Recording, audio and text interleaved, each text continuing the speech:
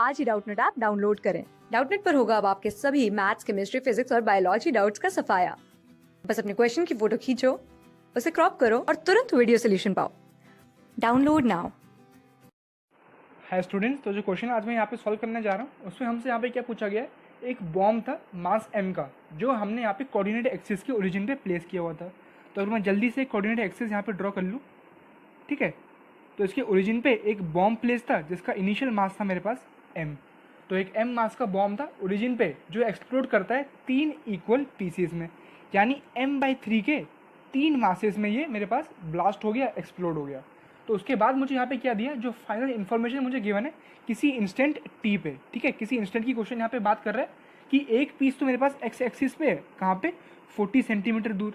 तो एक पीस है मेरे पास यहाँ पे और दूसरा पीस मेरे पास कहाँ है, उसका कोऑर्डिनेट मुझे दे रखा है 20 और -60।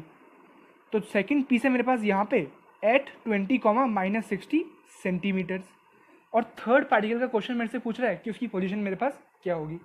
तो यहाँ पे हम बात कर रहे हैं एक्सप्लोजन की। तो जब भी एक्सप्लोजन इम्प्लोजन मेरे पास होता है, ये हमेशा हम यहाँ पे ध्यान देंगे कि इंटरनल फोर्सेस की वजह से ही होता है। जो बॉम्ब के अंदर जो इंटरनल केमिकल फोर्सेस मेरे पास होते हैं या जो भी फोर्सेस होते हैं वो हमेशा इंटरनल फोर्सेस होते हैं। तो इसी इंटरनल पोटेंशियल एनर्जी की वजह से ही ब्लास्ट होता है और वो एनर्जी काइनेटिक एनर्जी में कन्वर्ट हो जाती है, जिसकी वजह से ये पार्टिकल्स मेरे पास उसके जो पीसेस होते हैं वो मेरे पास फ्लाई करके कहीं और उड़ के गिरते हैं। तो मेरे पास इंटरनल फोर्सेस अगर यहाँ पे यूज़ हुए हैं तो मेरा सेंटर ऑफ मास क्या होना चाहिए, रेस्ट पे रहना चाहिए, क्योंकि इंटरनल फोर्सेस से मेरे पास सेंटर ऑफ मास पे कोई इफेक्ट नहीं पड़ता। सेंटर ऑफ मास का मोशन सिर्फ होता है एक्सटर्नल फोर्स से। तो क्योंकि यहाँ पे मेरे पास एक्सटर्नल नेट फोर्स 0 है, मेरे पास यहाँ पे क्या है, एक्सटर्नल फोर्स 0 है, तो सेंटर ऑफ मास मेरा रहेगा स्टेशनरी। सेंटर ऑफ मास मेरे पास यहाँ पे क्या रहेगा, स्टेशनरी, कंप्लीट रेस्ट पे रहेगा। तो अब मैंने initial position of centre of mass और फाइनल पोजीशन इसकी मैं क्या कर दूंगा, इक्वल। तो मेरे पास यहाँ पे मुझे क्या क्या पता है, मुझे पता है initial X C M, initial मतलब इनिशियल एक्स कोऑर्डिनेट कितना है सेंटर ऑफ मास का, पहले पूरा बॉम्ब मेरे पास ओरिजिन पे था तो ये 0 है। मेरे इनिशियल वाई कोऑर्डिनेट कितना है सेंटर ऑफ मास का, वो भी 0 है, क्योंकि ओरिजिन क्या होता है 0,0। तो मेरे पास फाइनल कोऑर्डिनेट्स भी यही होने चाहिए, क्योंकि मेरे पास सेंटर ऑफ मास यहाँ पे स्टेशनरी है, रेस्ट पे है, ये मूव नहीं कर रहा। तो जो इनिशियल कोऑर्डिनेट्स थे वही मेरे पास फाइनल भी होने चाहिए, ठीक है। तो इसको मैंने यहाँ पे फाइनल के इक्वल भी कर दिया। तो यहाँ पे मैं निकाल लूँगा, लेट से मेरे पास, मैं यहाँ पे मान लेता हूँ कि x, y पे मेरे पास थर्ड पार्टिकल पड़ा हुआ है। मेरा थर्ड पार्टिकल कहाँ पे पड़ा हुआ है, x, y पे। तो मैं यहाँ पे निकालूंगा XCM, इस सिस्टम का x कोऑर्डिनेट में निकाल रहा हूँ सेंटर ऑफ मास का।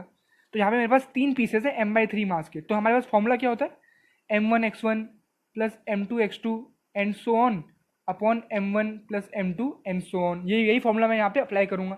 तो तीनों का मास इक्वल है, तो m/3, और फर्स्ट वाले का कितना है, +40 है इसका कोऑर्डिनेट। सिमिलरली दूसरी बॉडी के लिए m/3, इसका कितना है, +20।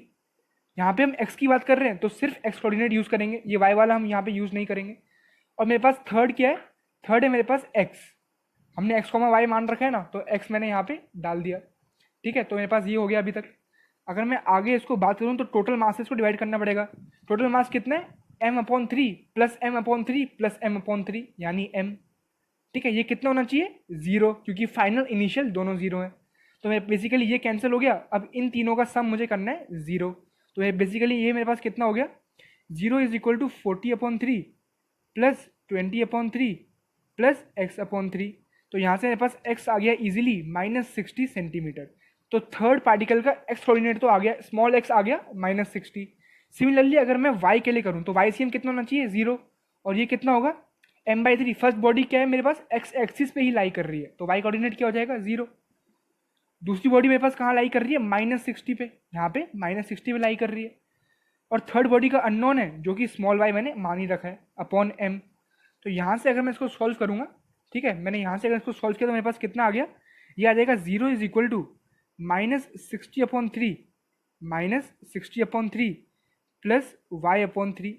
तो ये मेरे पास यहाँ पे y आ जाएगा, यहाँ पे मेरे पास y कितना आ जाएगा, y आ जाएगा मेरे पास +60 सेंटीमीटर।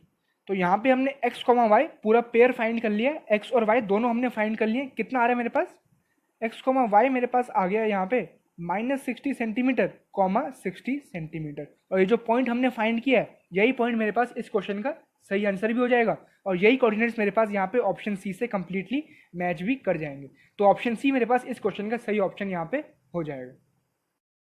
क्लास 6 से 12 से लेके नीट, IIT, जेईई मेंस और एडवांस के लेवल तक 10 मिलियन से ज्यादा स्टूडेंट्स का भरोसा। आज ही डाउनलोड करें डाउटनेट ऐप या व्हाट्सएप कीजिए अपने डाउट्स 8400 400 400 पर।